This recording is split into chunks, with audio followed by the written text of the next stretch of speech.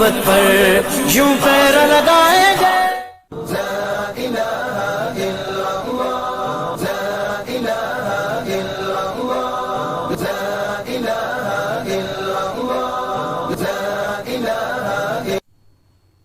अस्सलाम वालेकुम नाज़रीन, आपका होस्ट कामरान हयात। इस्लाम और इस्लाम बेसिकली है क्या? अगर देखा जाए तो ये रमज़ानुल मुबारक का माह है। रमज़ानुल मुबारक का ये बाबरकत माह, इसके ऊपर इतनी बरकतें, इतनी रहमतें, आखिर क्या वजह है? रमज़ानुल मुबारक की ये फ़जीलत क्या है? रमज़ानुल मुबारक तमाम माह से अफसल क्यों है? ऐसे बहुत सारे सवालात हमारे प्रोग्राम्स में आपको मिलेंगे।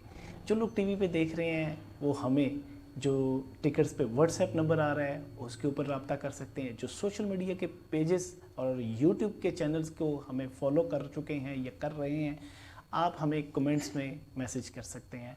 आज का सेशन भी बड़ा खूबसूरत है क्योंकि रमज़ानुल मुबारक का जब माह चलता है तो बहुत सारे हमारे प्रोग्राम्स में नात खान हाज़िर होते हैं। आज भी नातिया कलाम और बहुत सारे कलाम आपको सुनने को मिलेंगे। आज एक खूबसूरत शख्सियत, एक नामवर कलाम पढ़ने वाली शख्सियत, बहुत ज़्यादा उनकी तालीम, और आज उनके बारे में हम जानेंगे कि वो उनकी मसरूफ़ियत इतनी ज़्यादा क्यों है। बहुत सारे लोग बहुत तालीम याफ्ता होने के बावजूद मदारस से उनका ताल्लुक़ ख़त्म कर देते हैं, लेकिन उन्होंने अपनी तालीम के साथ साथ मदारस और मस्जिद से अपना ताल्लुक़ भी कायम रखा। एक नामवर नात खान, पाकिस्तान की मरूफ शख्सियत ख्वाजा मोहम्मद सुल्तान कमर। अस्सलाम वालेकुम। वालेकुम अस्सलाम रहमतुल्लाहि ख़ाजा व साहब, बरकातुहू। बहुत शुक्रिया, आज आपने हमें अपना कीमती वक़्त दिया। ये हमारे लिए एज़ाज़ की बात है। जज़ाकुमुल्लाहु खैरा। हमें कारी अतीक साहब ने तकरीबन 3 दिन कबल कहा कि ख्वाजा साहब आ रहे हैं, तो मैं आपको ख़ुद बड़ा लाइक करता हूँ, आपके यूट्यूब चैनल्स को मैं देखता हूँ, और माशाल्लाह आप जब कलाम पढ़ते हैं तो वाकई वो दिल में कलाम उतर जाते हैं। तो ये शायरी इतनी खूबसूरत लिखते हैं या लोगों की शायरी लेते हैं आप? नहीं, मैं शायरी लिखता तो नहीं हूँ, कोशिश करता हूँ कि जिसने अच्छा लिखा हो उसको पढ़ा जाए। तो कब से आपको ये शौक़ लगा कि मुझे नात खानी पढ़नी चाहिए, नात खानी करनी चाहिए? अल्हम्दुलिल्लाह बचपन से ही नातें पढ़ रहा हूँ, और ये मेरे वालिद साहब की दुआ है मुझे, और मैं समझता हूँ कि ये मेरा असासा है कि अल्हम्दुलिल्लाह बचपन से ही नात पढ़ना शुरू किया, और बाकायदा किसी से सीखा नहीं है। तो आप यूँ समझे कि अल्लाह ताला की ख़ास अता है और वालिदैन की दुआ है जो नात ख़ानी की अल्लाह ताला ने तौफ़ीक बख्शी है। अच्छा, किसी वक्त में नात खानी ये सिर्फ अशार पे मुमकिन होती थी कि सिर्फ अशार को पढ़ना और इसके ऊपर तवज्जो देना। आजकल तो बड़े राग और बड़े कुछ सीखने को, और आपने किसी से सीखा नहीं, और इतने खूबसूरत अंदाज। आखिर कोई तो इसके पीछे ट्रिक होगा, किसी को देखते हैं, किसी को कॉपी करते हैं, यूट्यूब वगैरह को देखते हैं, सीडीज़ देखते हैं, कोई तो आपके पास कोई ऐसी गिदड़ सिंगी ज़रूर है। जी, इसमें मेरा जो पर्सनल पॉइंट ऑफ व्यू है थोड़ा सा डिफरेंट है। नात, कलाम, हम्द, मुनाजात, इसका ताल्लुक़ इंसान की फीलिंग्स के साथ होता है। ठीक है। अगर आप हम्द पढ़ रहे हैं तो आप अपने आप को यूँ समझे कि आपने अल्लाह ताला के सामने ख़ुद को खड़ा किया है, और आप उस ज़ात की पाकीज़गी और शान बयान कर रहे हैं। तो कौन ऐसा बंदा है जो ये कह सकता है कि मैं अल्लाह तबारक व तआला की शान बयान कर सकता हूँ? कोई भी नहीं कर सकता, उसका हक़ नहीं अदा कर सकता। तो इंसान इस आजिज़ी को और इस मोहताजी को सामने रखते हुए अल्लाह ताला की हम्द जब बयान करता है तो उसमें ऑटोमेटिकली एक तासीर और एक असर पैदा हो जाता है। और इसी तरह जब इंसान नात पढ़े तो मेरा मानना ये है कि इंसान ये तसव्वुर करे कि आका अलैहिस्सलातु वस्सलाम की जालियों के सामने बैठा है और रसूलुल्लाह सल्लल्लाहु अलैहि वसल्लम को नात सुना रहा है। तो इंसान की क्या कैफियत होगी उस वक्त, और क्या इंसान कितना अदब को मलहूज़ रखेगा, और जो कलाम वो उसका इंतखाब करेगा उसके अंदर वो कितनी बारीकी से उसको देखेगा। तो जब इस ख्याल से और इस तसव्वुर से जब इंसान कोई भी कलाम पढ़ता है तो उसके अंदर तासीर पैदा हो जाती है। ماشاءاللہ اتنی خوبصورت بات. ابھی آپ سے کلام بھی سنتے ہیں. اچھا, تعلیم کا سلسلہ کہاں سے شروع ہوا اور کہاں جا کے فل سٹاپ لگا, اور پھر وہ نعت خوانی کا سیشن بھی چلتا رہا؟ کیا فیل کرتے ہیں کہ تعلیم کو مزید آگے لے کے چلنا چاہیے تھا, یہ کافی اب فل سٹاپ لگ چکا ہے؟ جی, تعلیم کا سلسلہ تو کبھی بھی پوری عمر کہیں پر فل سٹاپ نہیں لگتا اس پر. البتہ یہ ہوتا ہے کہ انسان کا ایک زمانہ ہے, طالب علمی کا ایک جو رسمی ایک تعلق ہوتا ہے تعلیم کے ساتھ, وہ ایک مرحلے پر جا کر مکمل ہو جاتا ہے. اور جو ایک غیر رسمی تعلق انسان سیکھتا ہے, پڑھتا ہے, تو وہ تو پوری عمر چلتا رہتا ہے. میں نے BCom تک لاہور سے پڑھا, ٹھیک ہے, اور پنجاب یونیورسٹی سے. اس کے بعد میں نے اللہ تعالیٰ نے توفیق بخشی اور دینی تعلیم کی طرف رجحان ہوا, تو کراچی کا سفر کیا. وہاں ایک بڑے معروف اور مشہور دینی درسگاہ جامعۃ الرشید کے اندر درس نظامی اور کلیت الشریعہ ایک کورس ہے وہاں کا, وہ کمپلیٹ کیا 4 سال کا. اور اس کے ساتھ ہی کراچی یونیورسٹی سے اسلامک اسٹڈیز میں ماسٹر بھی کیا. اور 2014 میں وہاں سے پاس آؤٹ ہوا, اور اس کے بعد سے میں آج کل اسلام آباد میں ہوں. ٹھیک ہے, وہاں واپس آ کے اسلام آباد سے ابھی ریسنٹلی میں نے اپنا MBA کمپلیٹ کیا ہے. اور اس کے ساتھ ساتھ کچھ اور مصروفیات ہیں. ابھی آج کل تدریس کی مصروفیات ہیں. اسلام آباد میں ایک بڑا ہی مشہور ادارہ ہے البرہان کے نام سے, مفتی سید عدنان کاکا خیل صاحب دامت برکاتہم العالیہ میرے استاد محترم بھی ہیں. تو ان کی زیر نگرانی ان کے ادارے کے اندر جو پروفیشنلز وہاں پر آتے ہیں, اور ڈفرینٹ انسٹیٹیوٹس کے اور تقریباً تمام شعبہ ہائے زندگی کے جو بڑے سینئرز لوگ ہوتے ہیں, ایگزیکٹیوز ہوتے ہیں, وہ وہاں پر اپنی دینی تعلیم کے لیے آتے ہیں. ویکینڈز پر کلاسز ہوتی ہیں, تو وہاں پر کچھ تفسیر کے اسباق ہیں اور کچھ قرآن سے متعلق. تو ایک تو یہ مصروفیت ہے, اور اس کے ساتھ ساتھ رفا انٹرنیشنل یونیورسٹی اسلام آباد کا ایک شریعہ ڈپارٹمنٹ ہے, وہاں کچھ مصروفیت ہے. اور اس کے ساتھ ساتھ مفتی عدنان صاحب کی دامت برکاتہم العالیہ کی ایک مسجد ہے, وہاں کی نائب خطابت ہے میرے پاس. ماشاءاللہ. آج کل یہ مصروفیات. آپ سے باتوں کا سلسلہ جاری رہے گا. ناظرین, آپ کو ہمارے آج کی مہمان شخصیت سے آج ایک خوبصورت سا کلام آج آپ ہمیں سنائیں گے. سلطان قمر صاحب, اس وقت ہمیں سب سے پہلے, کیونکہ آپ مجھے یہ پتہ چل گیا ہے کہ آپ سے آج کا سیشن بہت خوبصورت رہے گا اور بڑی قیمتی باتیں بھی آپ سے جانیں گے. ابھی ہمیں ایک نعتیہ کلام آپ ارشاد فرمائیں. میں کوشش کرتا ہوں, کیونکہ آج 2-3 کلام ارادہ ہے آپ حضرات کی سماعتوں کی نظر کروں. تو جب بھی انسان کوئی کلام پڑھتا ہے, کوئی بھی دینی کام کرتا ہے, تو انسان, میری تو یہ کیفیت ہوتی ہے کہ پہلی نگاہ اپنے اعمال کی طرف جاتی ہے کہ میرے تو یہ اعمال نہیں ہیں, اور میری یہ زبان نہیں ہے, اور میری کیفیت نہیں ہے کہ اللہ تعالیٰ کے سامنے اللہ کی بڑائی بیان کی جائے, آپ علیہ الصلاۃ والسلام کی ثناخوانی کی جائے. تو پہلی نگاہ میری اپنے اعمال اور اپنے گناہوں کی طرف جاتی ہے, اور کوشش کرتا ہوں کہ جب بھی یہ سعادت نصیب ہو تو اس سے پہلے اللہ تعالیٰ سے توبہ کروں اور اپنے گناہوں پر معافی مانگوں.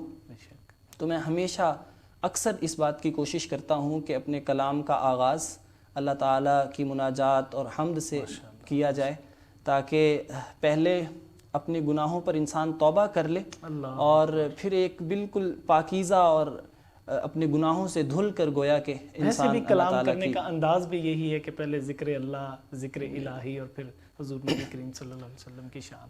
تو ہم اپنے کلام کا آغاز کرتے ہیں.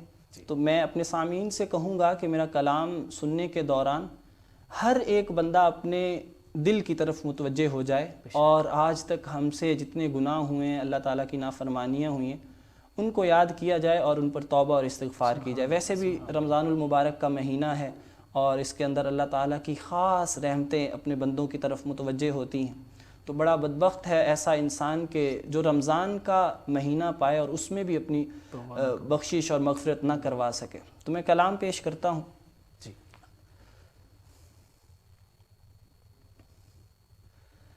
کب گناہوں سے کنارہ میں کروں گا یا رب, نیک کب والا بنوں گا یا رب.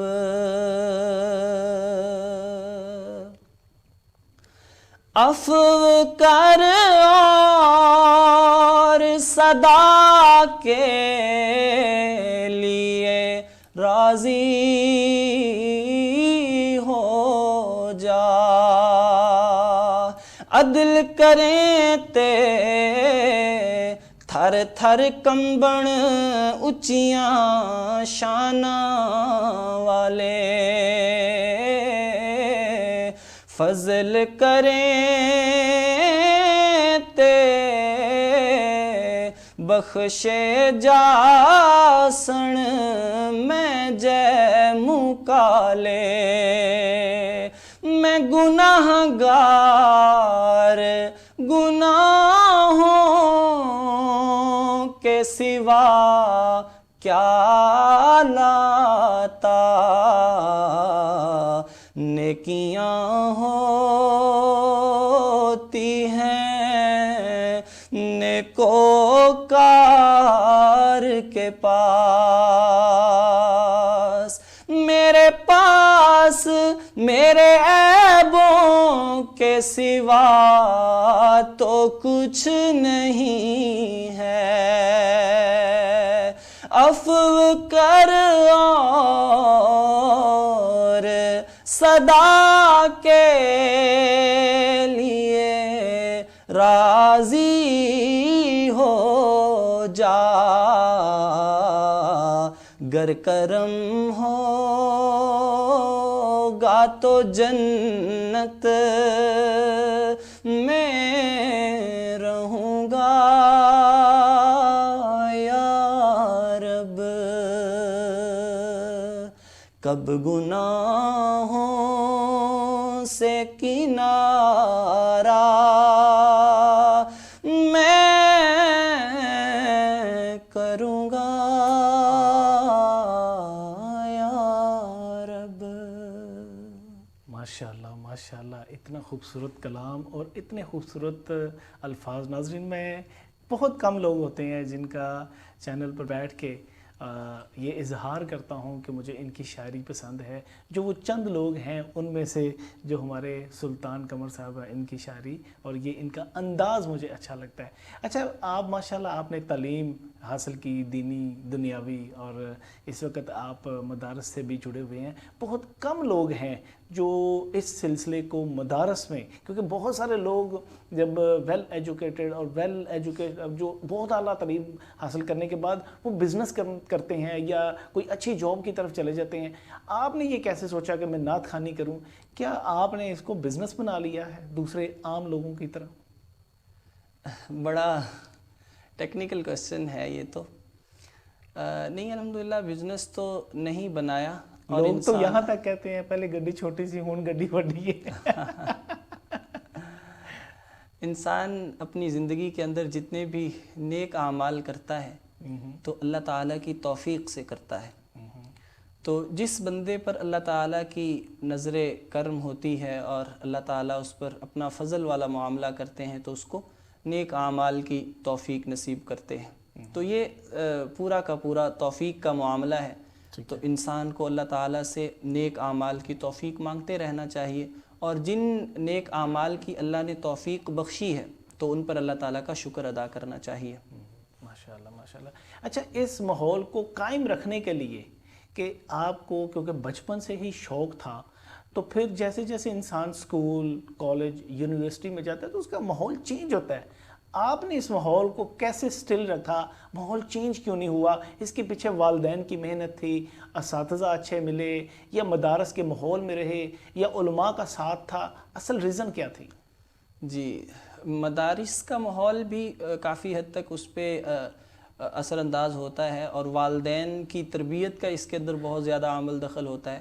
اس کے بعد جو سب سے اہم چیز ہے وہ ہے اساتذہ آپ کو اپنی زندگی کے اندر کیسے ملتے ہیں. تو مجھے الحمدللہ مجھے آج بھی یاد ہے کہ میں پرائمری کا اسٹوڈنٹ تھا، اور ایک پی ٹی صابر صاحب ہوا کرتے تھے، اللہ تعالیٰ ان کو جنت الفردوس نصیب فرمائے، ابھی ان کا انتقال ہو گیا. تو وہ مجھے ضلع لیول تک لے کر گئے اور الحمدللہ ضلع لیول پر میری پہلی پوزیشن آئی نعت کے اندر. اسی طرح جب میں آگے مڈل لیول پر گیا تو وہاں بھی اللہ تعالیٰ نے بہت اچھے اساتذہ نصیب فرمائے, پھر میٹرک اور اسی طرح کالج اور پھر آگے چل کے مدرسے کے اندر تو اللہ تعالیٰ نے بہت ہی خاص کرم کیا. اور آج تک زندگی کے جتنے بھی معاملات ہیں اس میں کوشش بہت رہتی ہے کہ اپنے اساتذہ کی زیر نگرانی اور ان کی رائے کے مطابق اپنی زندگی کی راہیں طے کی جائیں, زندگی کے جو اہم فیصلے ہوتے ہیں تو وہ کیے جائیں. تو الحمدللہ والدین کی تربیت, ان کی دعائیں اور اس کے ساتھ ساتھ جو اساتذہ کا اللہ تعالیٰ نے ساتھ نصیب فرمایا تو اس کی برکت سے اللہ تعالیٰ نے بہت ساری چیزوں کو سیدھا کر دیا زندگی کی. ماشاءاللہ ماشاءاللہ. اچھا ویسے بھی رمضان کا ماہ ہے اور آپ نے بات بہت بڑی کر دی کہ اساتذہ کی, اگر اساتذہ کے ٹاپک کے اوپر پورا پروگرام بھی کیا جائے تو وقت کم پڑ جاتا ہے. تو آپ کو آج تک اپنے وہ جو استاد تھے ان کی کوئی ایسی بات, کوئی ایسی ڈانٹ, کوئی ایسا پیار جو ہمیشہ کبھی بھول نہیں سکتا؟ جی, جن استاد کا میں نے تذکرہ کیا وہ تو بہت ہی بچپن کی بات ہے اور انسان اس زندگی کے مرحلے کی بہت سی باتیں ڈیفینیٹلی زمانے گزرنے کے ساتھ وہ بھول بھی جاتا ہے. تو البتہ اتنا مجھے یاد ہے کہ وہ مجھے فرمایا کرتے تھے کہ اللہ تعالیٰ نے آپ کو بہت اچھی آواز اور حسن صوت سے نوازا ہے, تو ایک بات تو آپ نے یہ پوری زندگی اس کا خیال رکھنا ہے کہ کبھی بھی آپ کی توجہ یا جو آپ کا ایک جو زاویہ نگاہ ہوتا ہے وہ کبھی بھی گانوں کی طرف اور گائیکی کی طرف اس طرف نہیں جانا چاہیے, چونکہ جب بعض اوقات زندگی میں بہت سے موڑ آتے ہیں کہ انسان کے پھسل جانے کا بہت خدشہ ہوتا ہے. تو یہ بات ان کی مجھے آج تک یاد ہے کہ انہوں نے فرمایا کہ پوری زندگی جو ہے اس آواز کو اللہ تعالیٰ نے جو نوازا ہے اس کو آپ علیہ الصلاۃ والسلام کی ثناخوانی کے لیے استعمال ہونا اس کا طریقہ کار کیسے ہے؟ ڈیفینیٹلی ہم بھی اس دنیا میں, آپ بھی اس دنیا میں, بہت سارے آپ کے اور میرے دوست بھی ہوں گے جو میڈیا سے ریلیٹڈ ہیں, شوبز سے ریلیٹڈ ہیں, سنگر بھی ہیں, میوزیشنز بھی ہیں. تو پھر بھی اپنے ماحول کو کیسے قائم رکھا جا سکتا ہے کہ بھی ڈیفینیٹلی ایک انسان جب کہتے ہیں, بہت خوبصورت مثال بھی ہے کہ انسان جس سے ملتا ہے ویسا ہو جاتا ہے. بے شک یہ بات الگ ہے کہ ہم علماء سے ملتے جلتے ہیں, ہم ڈیفینیٹلی کم از کم عالم نہیں ہیں تو ان کی صحبت میں ان کے اعمال کو سیکھ چکے ہیں, لیکن اس کے باوجود جو ہم دوسری دنیا کے لوگوں کو ملتے ہیں تو تھوڑا سا ہمارے اندر وہ فرق آتا ہے. آپ میں وہ فرق بھی نہیں ہے؟ یہ بات آپ نے بہت اچھی فرمائی کہ صحبت کا بہت اثر ہوتا ہے جی, اور صحبت سے ہی انسان کی زندگیاں پلٹتی ہیں. لیکن صحبت کا بہت سے لوگ معنی نہیں سمجھ پاتے کہ صحبت کسے کہتے ہیں. ہم لوگ یہ سمجھ لیتے ہیں کہ شاید فزیکلی اگر آپ کسی بندے کے پاس بیٹھ گئے ہیں تو آپ اس کی صحبت میں ہیں. صحبت کا مطلب یہ ہے کہ انسان کسی اللہ والے کی, کسی عالم کی, کسی بزرگ کی صحبت کا مطلب یہ ہے کہ اس کی جو نصیحتیں ہیں اور ان کے جو ارشادات ہیں انسان ان پر عمل کرے اور ان کو دل و جان سے اپنی زندگی کا حصہ بنائے, تو وہ انسان کے مزاج اور طبیعت پر پھر بہت گہرا اثر ڈالتے ہیں. بظاہر آپ دیکھیں نا, آپ علیہ الصلاۃ والسلام کے زمانہ اطہر کے اندر ابو جہل بھی تھا اور سیدنا عمر فاروق رضی اللہ تعالیٰ عنہ بھی تھے, تو آپ دیکھیں کیا فرق ہے. تو فزیکلی تو وہ بھی آپ علیہ الصلاۃ والسلام کے پاس آتا تھا اور وہ ملاقات ہوتی تھی, لیکن وہ ان تقاضوں کو پورا نہیں کیا جس کی وجہ سے اللہ تعالیٰ نے ہدایت سے محروم رکھا. جب بات حضور نبی کریم صلی اللہ علیہ وسلم کی آتی ہے تو دل میں ایک سکون ملتا ہے, دل کو ایک اطمینان ملتا ہے, لبوں پر ایک مسکراہٹ آتی ہے, آنکھوں میں ایک چمک آتی ہے. تو کیوں ہم اس وقت کو ضائع کرتے ہوئے آپ سے حضور نبی کریم صلی اللہ علیہ وسلم کی شان میں کچھ اشعار سنیں؟ جی ضرور انشاءاللہ. اللہم صلی علی سیدنا مولانا محمد مبارک وسلم.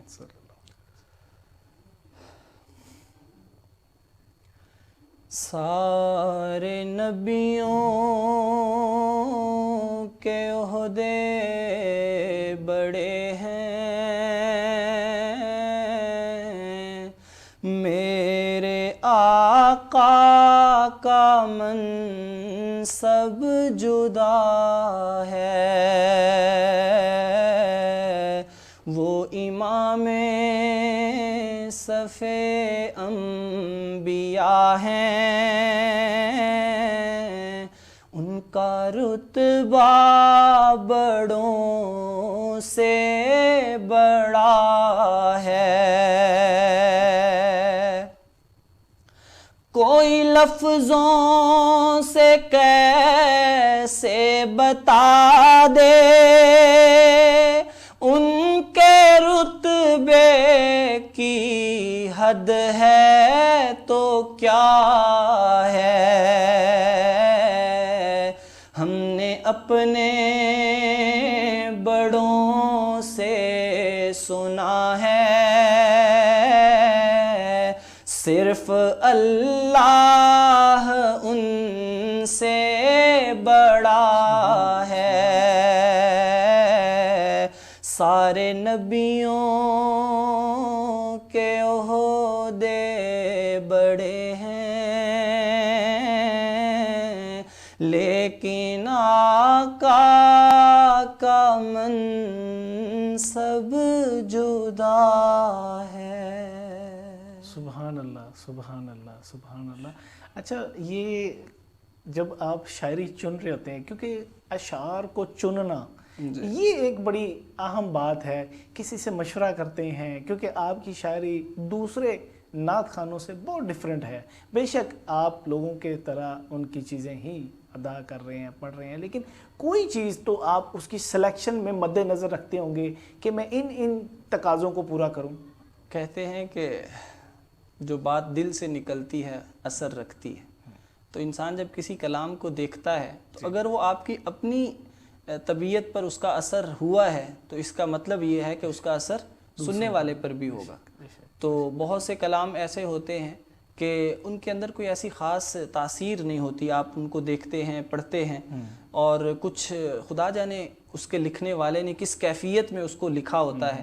اور آپ نے بہت سے کلام ایسے سنے ہوں گے کہ ان کلاموں کو اللہ تعالیٰ ایسی مقبولیت دے دیتے ہیں کہ اب جیسے وہ ہے پیر میر علی شاہ صاحب، جی جی جی، آپ نے سنا ہوگا کہ مشہور زمانہ ان کا ایک شعر ہے، کتھے مہر علی کتھے تیری ثنا. تو اب دیکھیں کہ یہ ایک شعر ہے تو اس کو اللہ تعالیٰ نے کتنی زیادہ مقبولیت. تو اس کے پیچھے اس لکھنے والے، اس شعر کے کہنے والے کی کیفیت کا، محبت کا اور عشق رسول کا بڑا اثر ہوتا ہے. یہ بھی تو دیکھا جائے کہ وہ لکھ کہاں رہے تھے جی کہ کتھے مہر علی کتھے تیری ثنا، کہ گستاخ اکھیاں کتھے جالڑیاں. کیونکہ وہ دیکھنا آپ صلی اللہ علیہ وسلم کے روزے کو، وہ روزے کو نہیں دیکھ رہے تھے، وہ آپ کا دیدار کر رہے تھے. بالکل. یہ جس بندے کو اس کلام کا پس منظر معلوم ہو کہ وہ سفر پر تھے اور راستے میں جو ان کو وہاں پر نیند آئی، اور وہ جو سارا ایک قصہ ہے اس وادی کا جس میں انہوں نے آپ علیہ السلام کی صورت اور شکل مبارک کو گویا کہ اپنے الفاظ میں بیان کرنے کی کوشش کی ہے. تو جس کو یہ سارا قصہ اور سنیریو معلوم ہوگا تو وہ اس شعر کا لطف اٹھا سکتا ہے کہ کتھے مہر علی، یعنی کہ اپنی پوری بات کہہ کے اور آپ علیہ السلام کی حیات طیبہ کو اور ان کی صورت مبارک کو اپنے الفاظ میں بیان کر کے، اور آخر میں پھر گویا کہ اپنی احتیاج اور اپنی محتاجی کے میں کیسے بیان کر سکتا ہوں کہ کہاں میری ذات اور کہاں حضور علیہ السلام. تو یہ بات ہے، جس کو اس واقعے اور اس قصے کا علم ہے تو وہ اس کا صحیح لطف اٹھا سکتا ہے. اچھا، آج تک آپ نے مختلف مقامات پر، مختلف جگہ پر، نیشنل لیول پہ بھی مختلف محافل کو اٹینڈ کیا. کون سی ایسی جگہ ہے نیشنل یا انٹرنیشنل جہاں دل کو ایک سکون ملا ہو، وہاں روحانیت محسوس کی گئی ہو آپ میں؟ جی، یہ آپ کسی بھی اللہ والے کی صحبت میں انسان بیٹھ جائے. اللہ والے کا مطلب یہ ہوتا ہے کہ کسی صاحب، لیکن آج مجھے وہ ناظرین کو بتائیں کہ ہو سکتا ہے ان کے قریب وہ لوگ ہوں اور وہ ان کے ہاں جائیں، ان کو بھی وہ روحانیت ملے. جی، ایک تو جنیریکلی کہ اللہ والے کی تعریف کیا ہے. علماء کہتے ہیں کہ جس صاحب علم اور صاحب فضیلت کو دیکھ کر آپ کو اللہ یاد آ جائے تو اس کا مطلب یہ ہے کہ وہ اللہ والا ہے. بے شک، بالکل ٹھیک. تو اگر میں اپنی پرسنلی اس کی بات کروں تو میرے پیر و مرشد اور شیخ ہیں مفتی سید مختار الدین شاہ صاحب دامت برکاتہم العالیہ.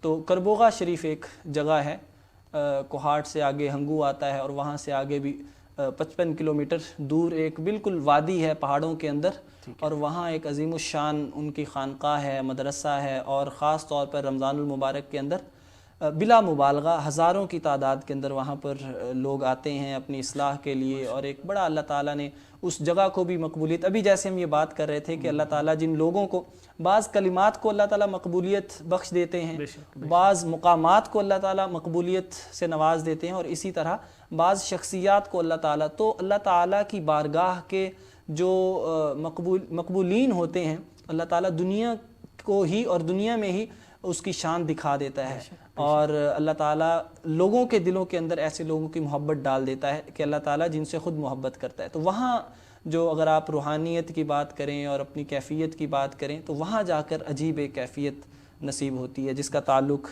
ظاہری سی بات ہے وہاں کتنا خدا جانے ذکر ہوتا ہے، کتنے اللہ والے بیٹھتے ہیں، اللہ کو یاد کرتے ہیں، رویا دھویا جاتا ہے، راتوں کو اللہ تعالیٰ کے سامنے سجدہ ریزیاں کی جاتی ہیں، تو اس کا ظاہری سی بات ہے اس پورے ماحول پر اس کا اثر ہوتا ہے۔ بے شک بے شک۔ اچھا، کیونکہ ہم سب مسلمان ہیں، ابھی پچھلے دنوں میں ختم نبوت کے اوپر بہت ساری باتیں بھی چلی، سیاسی تحریک کے اوپر بھی بات ہوئی، سیاست کے اوپر بھی ختم نبوت کے حوالے سے بھی بات ہوئی، آپ اس حوالے سے ہمارے ناظرین کو کیا بتائیں گے؟ ختم نبوت کا معاملہ تو بہت ہی حساس ہے، اور اس کا تعلق ایک مسلمان کے بالکل بنیادی عقیدے کے ساتھ ہے، جی جی، اور اس پر الحمدللہ اتنی صدیاں گزرنے کے بعد بھی جی، آج کے دور کا مسلمان بھی اپنے اعمال کے اندر تو کوتاہ ہو سکتا ہے، اعمال کے اندر کمزوری ہو سکتی ہے، لیکن الحمدللہ اللہ تعالیٰ نے اس امت مسلمہ کے ادنا سے ادنا مسلمان کو بھی یہ آپ علیہ الصلاۃ والسلام سے تعلق اور محبت نصیب فرمائی ہے کہ ختم نبوت پر وہ کبھی کوئی سمجھوتا نہیں کر سکتا، کوئی کمپرومائز۔ اس کا آپ معاشرے کے اندر اس کا پرتو اور عکس دیکھ بھی رہے ہیں کہ ہر کچھ مدت کے گزرنے کے بعد یہ معاملہ کھڑا ہو جاتا ہے، اور مسلمانوں کی طرف سے اس کی کتنی ریزسٹنس آتی ہے، اور وہ سارے معاملے کو بالکل گویا کہ دبا دیا جاتا ہے۔ تو یہ چاہے جتنا بھی انسان اعمال کے اندر سست ہو جائے، لیکن یہ ایسا معاملہ ہے کہ ادنا سے ادنا مسلمان بھی اس معاملے پر کبھی کوئی سمجھوتا نہیں کر سکتا۔ ماشاءاللہ ماشاءاللہ۔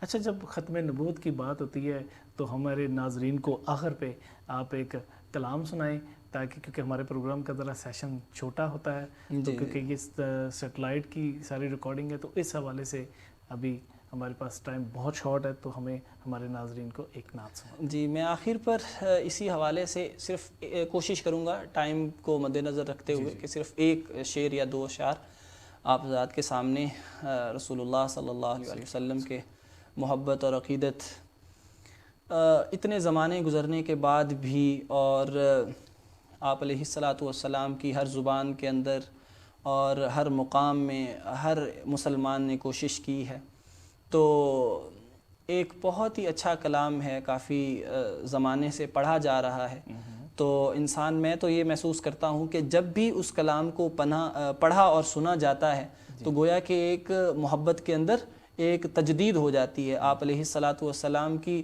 محبت گویا کہ ایک تجدید محبت ہو جاتی ہے اس کلام سے۔ تو میں کوشش کرتا ہوں کہ مختصر کلام کو آپ حضرات کی سماعتوں کی نظر کرتا ہوں۔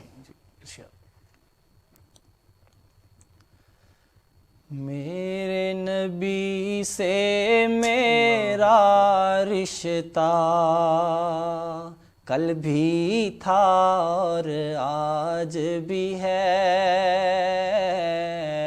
میرے نبی سے میرا رشتہ کل بھی تھا اور آج بھی ہے، لب پر نعت پاک کا نغمہ کل بھی تھا اور آج بھی ہے، پست وہ کیسے ہو سکتا ہے جس کو حق نے بلند کیا، پست وہ کیسے ہو سکتا ہے جس کو حق نے بلند کیا، دونوں عالم میں ان کا چرچا کل بھی تھا اور آج بھی ہے، میرے نبی سے میرا رشتہ کل بھی تھا اور آج بھی ہے، الہی کوئی اسے وجد آئے، یہ زبان میری میرا کلام درود و سلام ہو جائے۔ اللہ اکبر، میرا سلام درود و سلام ہو جائے۔ ناظرین، اس ٹائپ کے جب پروگرامز میں کرتا ہوں، یقین کریں وقت تھوڑا پڑ جاتا ہے۔ اچھا، میں لاسٹ پہ سلطان قمر صاحب ایک آخری میسج آپ ہمارے ناظرین کو دیں گے کہ نعت خوان بننا کیسے ضروری ہے، اور بننا بھی چاہیے، اور اس کو بزنس کی شکل نہیں دینی چاہیے، اسلامی اصلاحی کیسے آپ میسج دیں گے؟ جی، میں تو یہ کہتا ہوں کہ ہر امتی حضور کا ثنا خوان ہوتا ہے اور حضور کا نعت خوان ہوتا ہے۔ کچھ لوگ ذرا اچھی آواز میں اس کو پڑھ لیتے ہیں، اور کچھ لوگ ترنم میں، اور کچھ لوگ نثر میں، اور کچھ لوگ یہاں تک کہ کچھ تو عمل کے اعتبار سے بہت زیادہ محبت میں آگے بڑھے ہوتے ہیں۔ اور آج کل یہ بہت سوال کیا جاتا ہے خاص طور پر ہم نعت خوانوں سے کہ یہ جو اتنا اس پہ معاوضہ مانگا جاتا ہے اور اس پہ اتنی اس کی جو ایک ڈیمانڈ کی جاتی ہے، تو یہ بہت ایک ٹپیکل اور ایک سینسٹیو بات ہے، چونکہ یہ میں سمجھتا ہوں کہ ہر نعت خوان اپنی پرسنل کیپیسٹی میں اس کو آنسر اگر کرے تو وہ زیادہ اس کا ایگزیکٹ جواب ہوگا۔ اگر میں اس پر بات کروں تو اس میں 2-3 اہم چیزیں ہیں۔ اس کا تعلق انسان کی نیت کے ساتھ ہے۔ آپ نے دیکھا ہوگا کہ اللہ والوں کو لوگ کتنے ہدایہ اور کتنے تحفے تحائف دیتے ہیں۔ یہ الگ بات ہوتی ہے کہ ان اللہ والوں کے دل کے اندر ان تحائف کی اور ان ہدایہ کی اس طرح سے کوئی اہمیت نہیں ہوتی، بلکہ ہمارے جو پیر و مرشد اور شیخ ہیں وہ تو فرماتے ہیں کہ ہم یا اللہ والے کسی سے اس وقت تک ہدیہ قبول نہیں کرتے جب تک کہ ہمیں اس کے پیچھے جو دینے والا ہے وہ بظاہر نظر نہ آ رہا ہو، کہ اصل دینے والا تو اللہ تعالیٰ ہے، اور اللہ تعالیٰ کی ذات اقدس ہے، وہ انسان کو دیتی ہے، کوئی بندہ کسی دوسرے کو کچھ نہیں دے سکتا۔ تو اس کا تعلق انسان کی نیت کے ساتھ ہے، کہ اس کا مطلب یہ ہے کہ ایسا نہیں ہونا چاہیے کہ آپ کو اگر کوئی نعت پڑھنے کے لیے دعوت دیتا ہے تو آپ کی ڈیمانڈ ہو کہ جی میرا تو اتنا معاوضہ ہے اور اتنے پیسے لوں گا، میں اس کے بغیر تو نہیں آتا۔ یہ تو بالکل ہی غیر مناسب بات ہے، اور ایک حضور کے ثنا خوان کے یہ شایان شان نہیں ہے، اس کو یہ زیب نہیں دیتا کہ وہ نعت پڑھنے جا رہا ہے اور اس کے دل کے اندر یہ ہے کہ مجھے وہاں سے اتنا معاوضہ ملے گا تو جس وجہ سے میں جا رہا ہوں۔ یہ تو بالکل ایک غیر مناسب بات ہے۔ البتہ اس کا دوسرا ایک پہلو وہ یہ ہے کہ آپ دیکھیں، ایک بندہ آپ کہتے ہیں کہ اس کے نعت پڑھنے سے ہماری کیفیت بدلتی ہے، اور آپ اس کو بلا رہے ہیں کراچی سے، تو اب ڈیفینیٹلی وہ اپنی پرسنل کیپیسٹی میں تو اتنے اسفار نہیں کر سکتا۔ اگر اس کو مہینے کے اندر 50 لوگ بلاتے ہیں تو اور وہ اصرار بھی کرتے ہیں تو ڈیفینیٹلی وہ اس کو اپنے اس میں رہتے ہوئے تو نہیں کر پاتا، تو اس کے اگر آنے جانے کا یا اس طرح سے اس کا کچھ انتظام کیا جائے تو وہ شاید کسی حد تک اس کی گنجائش ہو۔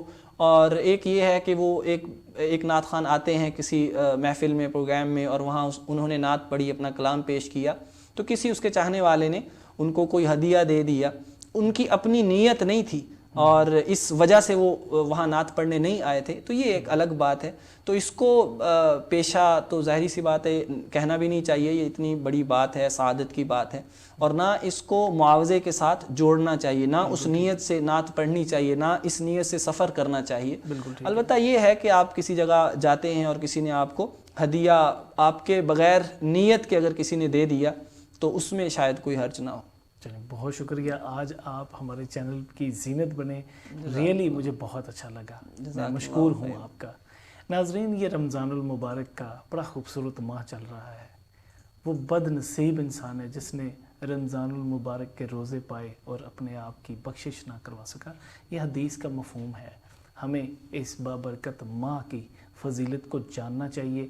انشاءاللہ یہ رمضان میں ہم مختلف علماء اکرام کو اور مختلف نعت خوان حضرات کو آپ سے ملواتے رہیں گے. اسی کے ساتھ مجھے اجازت دیجیے. انشاءاللہ کل ایک نئے پروگرام کے ساتھ ایک نئے مہمان کو لے کے حاضر ہوں گا. تب تک کے لیے السلام علیکم. لا إله إلا الله لا إله